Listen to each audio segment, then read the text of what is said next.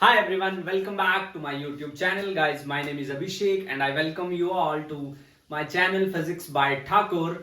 And today we are going to do the lecture number 14 of ray optics, that is refraction through spherical surface. जी हाँ, एक बहुत जरूरी, बहुत important और बहुत ही हमेशा की तरह आसान सा टॉपिक है. तो चलिए शुरू करते हैं. देखिए, रिफ्रैक्शन थ्रू स्फेरिकल सरफेस, ये हमारे टॉपिक का नाम है. Refraction through spherical surface.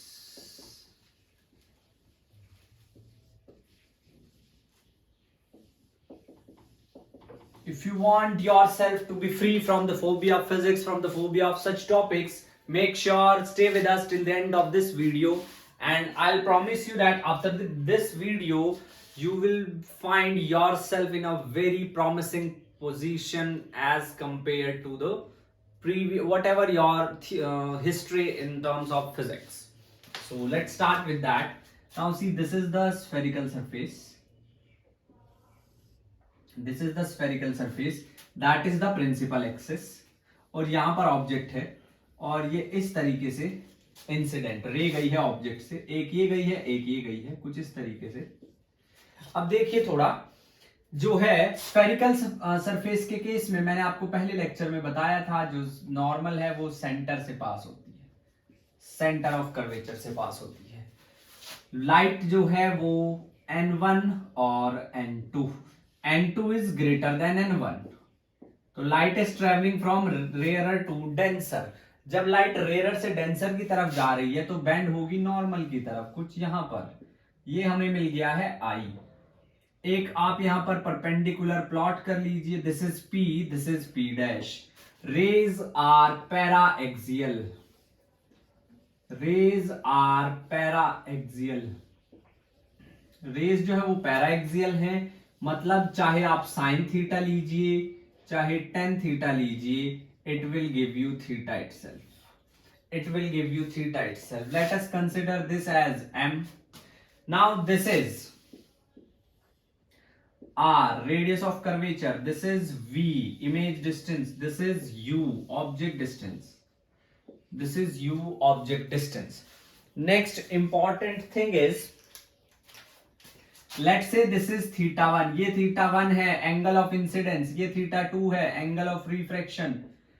This is alpha, this is beta, और ये आपके पास आ गया गामा. अल्फा बीटा गामा जो है वो एंगल्स हैं. अल्फा ऑब्जेक्ट कितना एंगल बना रहा है प्रिंसिपल एक्सिस के साथ, बीटा नॉर्मल कितना एंगल बना रहा है प्रिंसिपल एक्सिस के साथ, गामा इमेज कितना एंगल बना रही है प्रिंसिपल एक्सिस के साथ. तो देखिए, अब सबसे पहले फ्रॉम ज्योमेट्री, अगेन आप जैसा देख सकते हैं इस चैप्टर में हमने ज्योमेट्री का बहुत यूज किया है. ज्योमेट्री क्या कहता है? From geometry, sum of two interior angles, sum of two interior angles is equal to exterior angle. Sum of two interior angle is equal to exterior angle.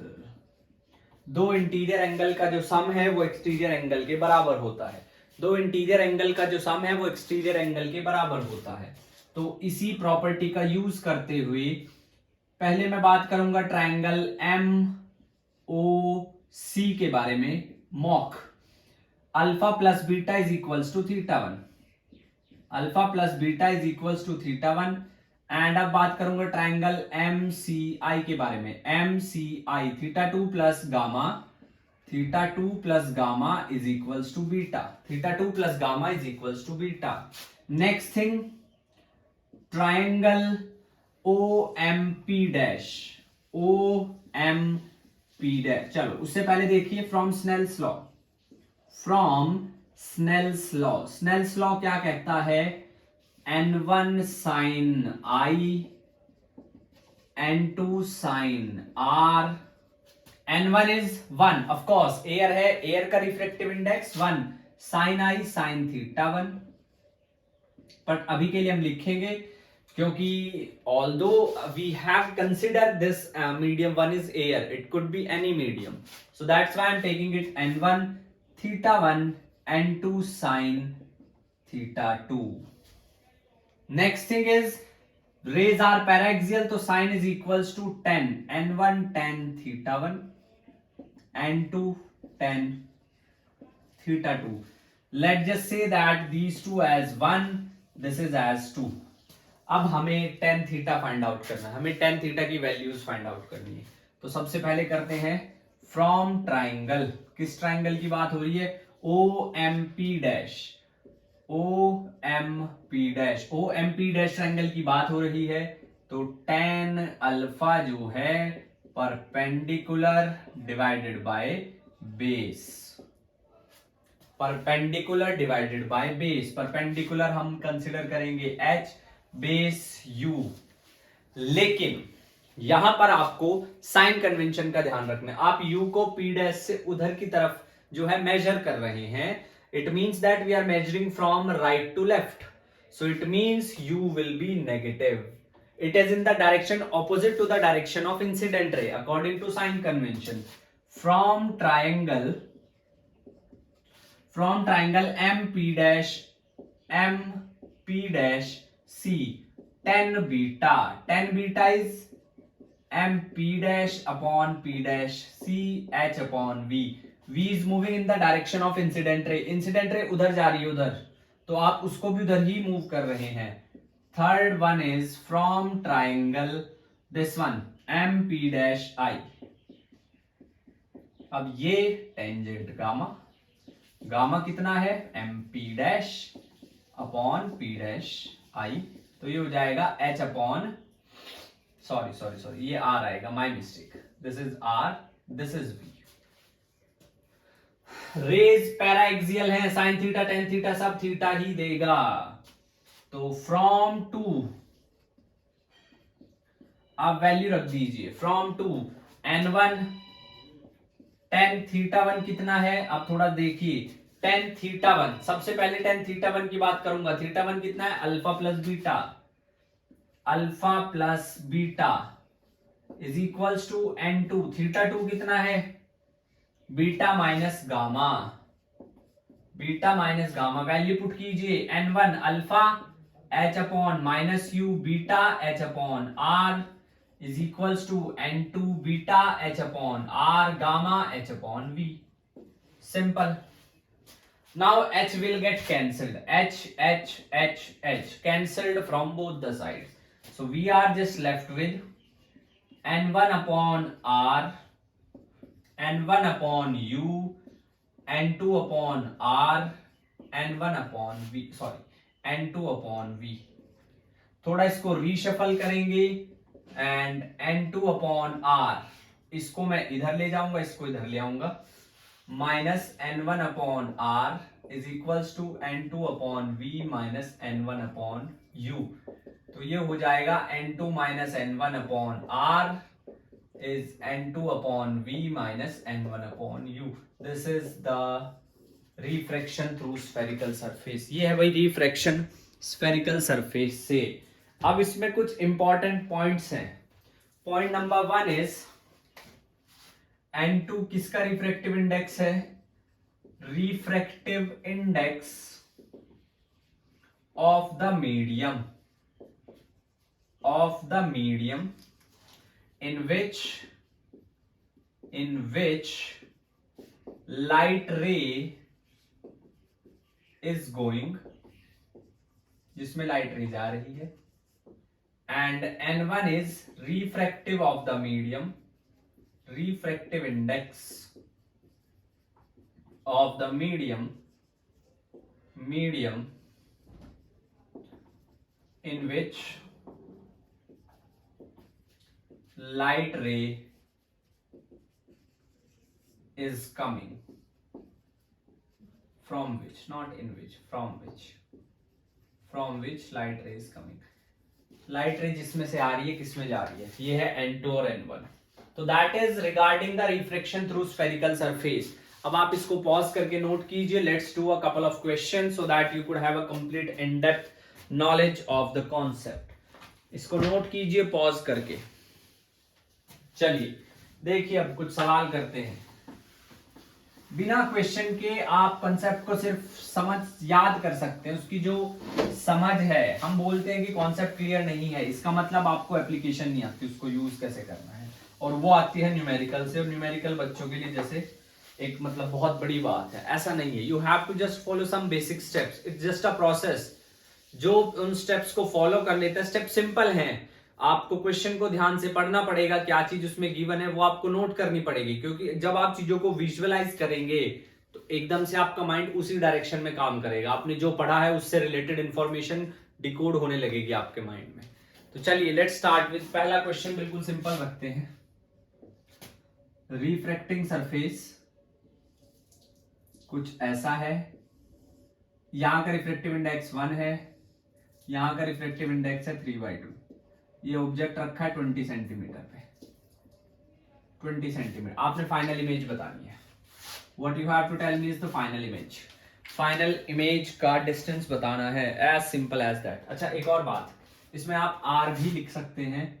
Let's say r is 10 centimetre. तो formula क्या है, n2 minus n1 upon r, n2 upon v, n1 upon u। अब देखिए जरा, n2 3/2, जिसमें रे जा रही है, रे इसमें जा रही है, 3/2 माइनस n1 जिसमें से आ रही है r 10, उस साइड मेजर कर रहे हैं। n2 3/2, v नहीं पता, n1 1, u माइनस 20। ये भी तो रखना पड़ेगा, ये भी तो कंसीडर करना पड़ेगा, माइनस 20। अब कुछ नहीं करना, कुछ सिंप्लीफाई करके सॉल्व करते हैं। तो ये आ जाएगा आपके पास 1/20, 3/2v, 1/20, 1/20, 3/2v, 1/20। सो यहां से आपके पास क्या बनेगी बात, ध्यान से अगर आप समझेंगे, so what it could be, so this will be yes, this will be 1/20, cancel, v की वैल्यू कितनी आएगी, 0, इमेज नहीं बनेगी। ऐसा पॉसिबल है, ऐसा पॉसिबल है जी नहीं। अगर ऑब्जेक्ट रखा हुआ है 20 सेंटीमीटर पे, समझ रहे हैं आप, और इमेज जो है, हमने इमेज फाइंड आउट करनी थी, r कितना है 10, तो उधर भी इमेज कितनी आनी थी, 20 ही आनी थी। बट ऐसा नहीं है, v आपके पास कितना आया है, 0, v comes out to be 0। चलो थोड़ा इसमें चेंज करते हैं, थोड़ा इसमें चेंज करते हैं, इसको कंसीडर करते हैं 30, इसको 30 मान लेते हैं। अब बताइए, अब यहाँ पे कितना आ जाएगा 30, यहाँ पे कितना आ जाएगा, अब ये कैंसिल नहीं होगा, यह आएगा 1/20, यह आएगा 1/30। Now when we simplify it further, तो ये आ जाएगा 1/20 minus 1/30 is equals to 3/2v।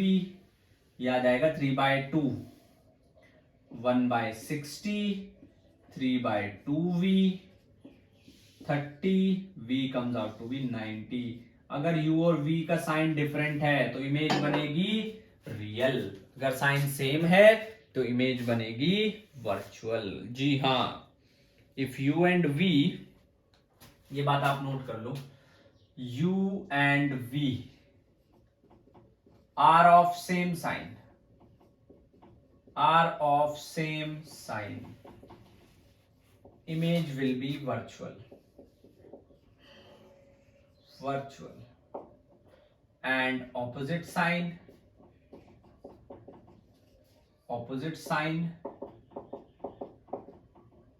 real,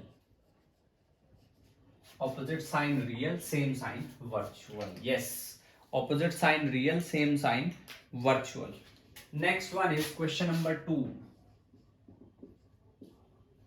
Once again this is a refracting surface, this time object is at 20 centimetre, object जो है वो 20 सेंटीमीटर है। अब यहां पर आप इसका रिफ्रैक्टिव इंडेक्स है सपोज 4/3, वाटर ले लिया, ग्लास ले लो 3/2, r is I am taking it as 15 centimetre, अब हमने कैलकुलेट करना है again final image as well as nature. तो देखिए, first of all just write down formula n2 minus n1 upon r, n2 upon v, n1 upon u। अब n2 कितना है, n2 आपके पास है जिसमें रेज जा रही है 3/2, n1 कितना है 4/3, r कितना है 15, n2 वंस अगेन 3/2, v हमें नहीं पता -4/3, u कितना है -20। तो जब आप एलसीएम लोगे दिस विल बी 1/6/15। एलसीएम लेने के बाद सॉल्व सिंप्लीफाई करने के बाद 3/2v माइनस 4 1 जा 4 20 प्लस 1/15। तो this is 1/90, 1/15, 3/2v, 3/2v। And when I take the LCM, of course, this is 90, 1 minus 6, 3/2v. This is -5/90, 3/2v. So 5 ones are 5, 1 18, 2 9, v is -27 centimetre. v की जो value आएगी 27 centimetre दूर आएगी। Image जो है कहीं यहाँ बनेगी, ये बनेगी इमेज कहीं 27 सेंटीमीटर पे, 27 सेंटीमीटर पे। And that too is real image, that too is real image, real image बनेगी। इमेज जो है वो रियल इमेज बनेगी। आई होप क्वेश्चंस आपको क्लियर हो रहे हैं। धीरे धीरे लेवल बढ़ाएंगे क्वेश्चंस का। These two are very simple, in fact 3 जो पहले वाले का 0 था वो भी एक अच्छा क्वेश्चन था। चलिए next is question number 3। Question number 3 की बात करते हैं। Question number 3 is a dust particle is inside a sphere. A dust particle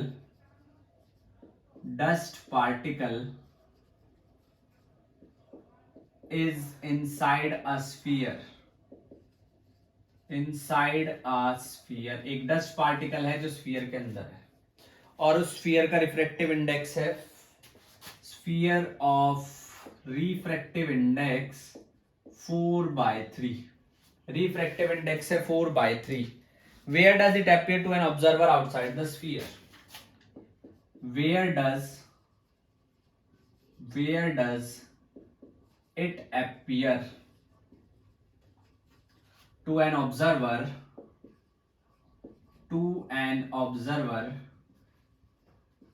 outside sphere? Outside sphere, एक ऑब्जर्वर को जो स्फीयर से बाहर है वो कहां दिखाई देगी? Let's make the diagram.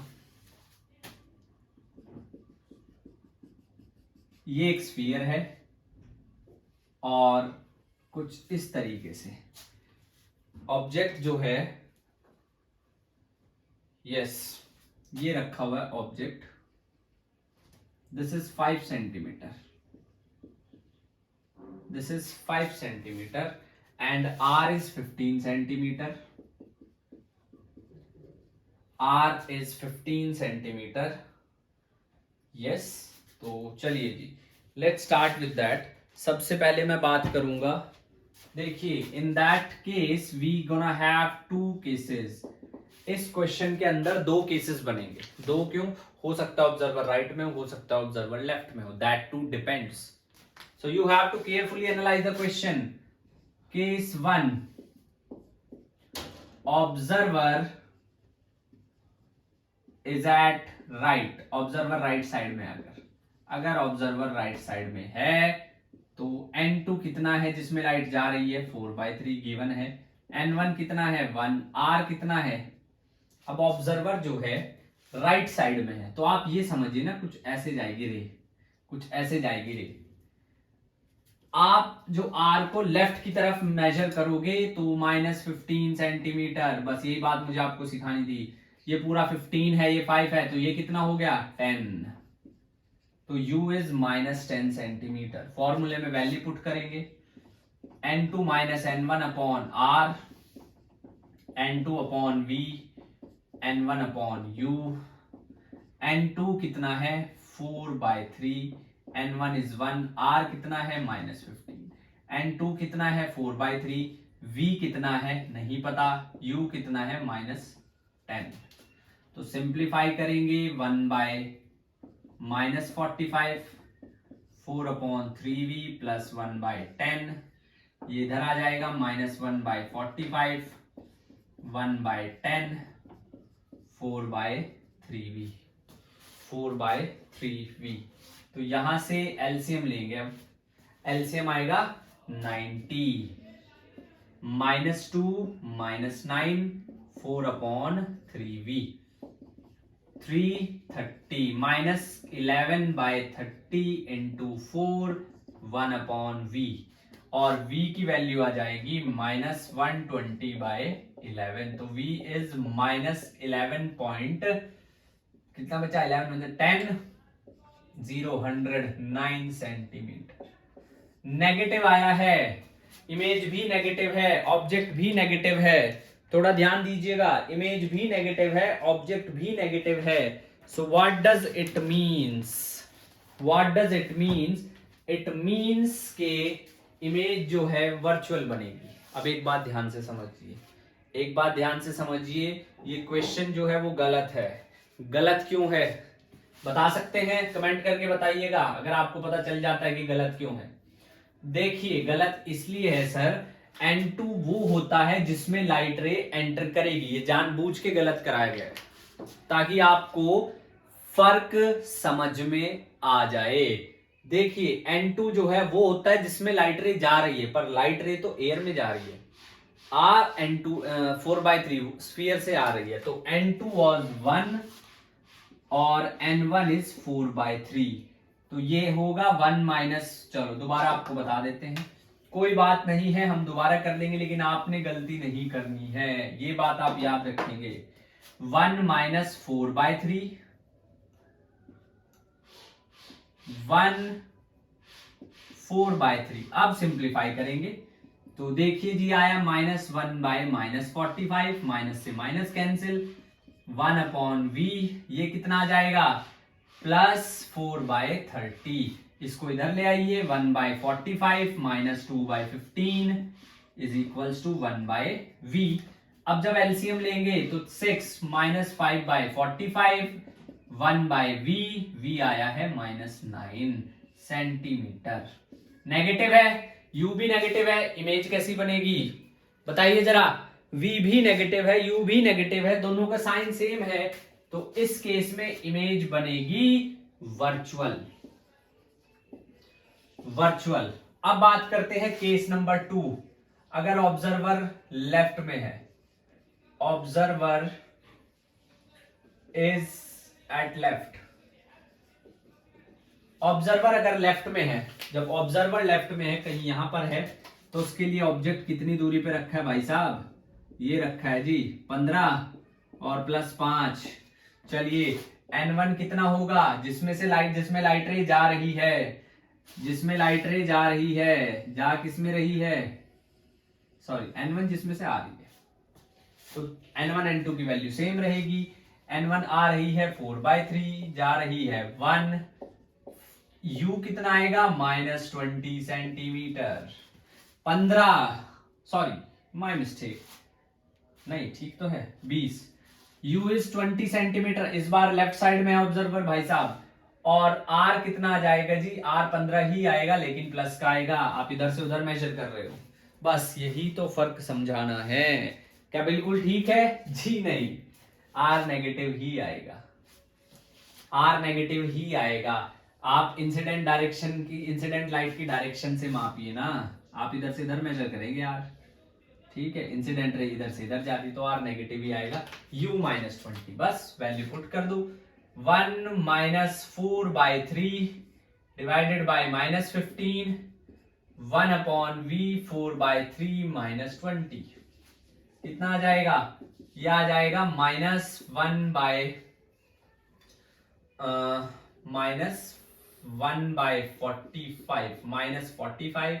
1/v + 4/60 ये आ जाएगा 1/45 माइनस 1/15 1/v। एलसीएम लेंगे -2/45 is 1/v and v comes out to be -27/5 centimetre. आप देख सकते हैं ये भी वर्चुअल ही बनी है, वर्चुअल ही बनी है। सो एक बहुत अच्छा क्वेश्चन था, इसने ना सिर्फ जो है डाउट्स क्लियर किए हैं लेकिन काफी अच्छे से, हालांकि थोड़ा हमने गलत करके सही करना पड़ा है बट समझ में आना चाहिए। And result should be that you guys should able to understand that is my main motive. Note कीजिए इसको। फिर एक और खूबसूरत सा क्वेश्चन करते हैं, एक बहुत अच्छा क्वेश्चन करते हैं।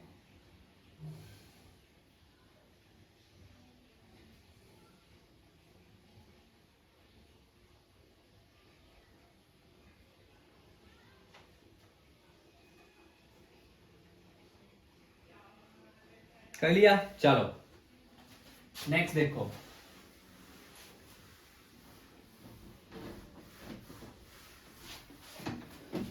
Next question, question number 4। Question number 4, it's a very it's a different one. Find the position and image of final, find the position and nature of final image. Principal axis passing through the centre, principal axis passing through the centre. यहाँ पे water है, यहाँ पे water है, यहाँ पे glass है। Refractive index बताने की वैसे तो कोई जरूरत नहीं है बट चलिए कोई बात नहीं। वाटर का रिफ्रैक्टिव इंडेक्स कितना होता है? जी हाँ, वाटर का रिफ्रैक्टिव इंडेक्स कितना होता है? 4/3। ग्लास का 3/2। सिंपल। वाटर का 4/3, ग्लास का 3/2। अब उसके बाद आपके पास R है 10 और U है 20। ये रहा U is 20, R is 10। तो सबसे पहले N1 जिसमें से रे आ रही है, किसमें से आ रही है जी? पानी में से आ रही है, 4/3। N2 जिसमें जा रही है, किसमें जा रही है जी? 3/2 में जा रही है। उसके बाद जो है आप फॉर्मूला U कितना है? -20 है जी। चलिए सेंटीमीटर। R कितना है जी? उधर ही जा रही है, उधर ही R मेजर करना है, 10 सेंटीमीटर है जी। करिए find out. N2 - N1, 3/2 - 4/3 divided by 10 is equals to N2 3/2 upon V 4/3 upon -U। कितना आ जाएगा? 1/9, no 9, 1/6 bye 10, 3/2V plus 1/15।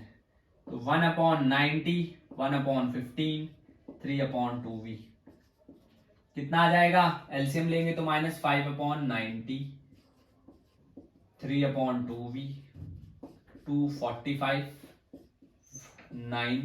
V is -27 centimetre. V की वैल्यू आई है -27 सेंटीमीटर। देख लीजिए, बोथ आर नेगेटिव, वर्चुअल बनेगी, बोथ आर नेगेटिव, वर्चुअल बनेगी। ऐसे ये है,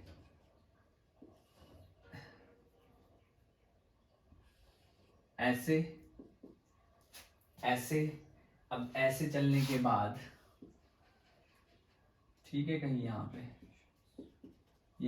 कहीं यहाँ पे जो आपको इमेज मिल जाएगी। जी हाँ, यहाँ पर ऐसे चलने के बाद आपको कहीं पर इमेज जो है मिल जाएगी। चलिए जी, नेक्स्ट वन इज हमने कुछ, ओहो, एक छोटी सी गड़बड़ हो गई है। Yes yes yes yes yes yes, it will be 60। थोड़ा दोबारा से करना पड़ेगा। देखिए 60 ये आ जाएगा -3/60, 3/2V, 3 से 3 cancel, 230, V is -30 centimetre. V की जो वैल्यू आएगी वो आ जाएगी -30 सेंटीमीटर। अब हम बोल रहे हैं कि एक ऑब्जर्वर यहां पर है। अब क्वेश्चन में थोड़ा सा आप चेंज समझिए। एक ऑब्जर्वर यहां पर है तो उसके लिए इमेज कहां पे बनेगी? वो अगर उधर से देखेगा तो उसके लिए इमेज कहां से बनेगी, बस ये बताना है। बता सकते हैं, इसको आप खुद ट्राई कीजिएगा, ठीक है, और बताइएगा, कमेंट कीजिएगा what could be the respective answer. मैं बता देता हूं, जो फर्स्ट इमेज है that will behave like a virtual object. अब साइन कन्वेंशन आपने खुद देखने हैं, तब तक पढ़ाई करते रहिए, ठीक है जी। Keep shining, keep studying hard, make your parents proud. Till then see you in the next video. Thank you so much. जय हिंद।